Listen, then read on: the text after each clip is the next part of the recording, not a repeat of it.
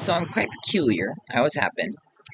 Um, and I like to ask people weird questions, okay? Because it gives me a frame of mind, like what kind of person they are. And it's just, I think they're cool questions to ask.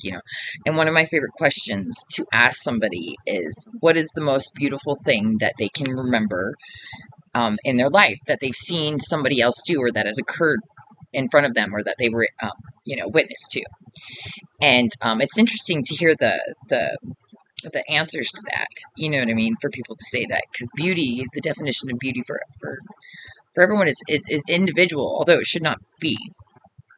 Um, but I'll share with you what I think is the most beautiful thing, and it is vulnerability and accountability. I think that is the most beautiful thing, or selflessness. You know what I mean? Like, when somebody helps someone and doesn't have to, they're not trying to do it out of recognition. They're not trying to do it to look cool, or, you know, or when somebody's accountable instead of trying to blame someone. If something bad happens, instead of someone trying to, go, oh, it's your fault because yeah, you did it, or something like that. Instead, they're like, I'm sorry, I did that. That's my fault. I'm sorry, and they mean it, and and and then being vulnerable, I think is the most beautiful thing, honest to God, because I mean, to be vulnerable is raw, and that's what I mean. That to me is true beauty. That to me is what makes somebody real, and genuine, and is when they're vulnerable, and nobody likes being vulnerable. So that's why I think it's even more beautiful when they are, you know.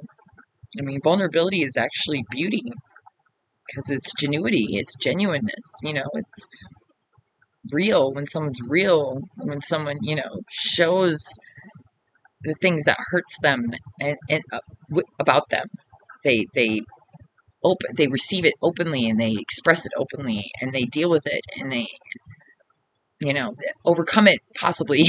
I mean, maybe not, but the first step in overcoming a vulnerability is by being vulnerable. I mean, if you let yourself feel and be that which you don't want and that which scares you and that hurts you, it's a good thing. It's a really good thing because then you're honoring yourself, and that's what's important, you know.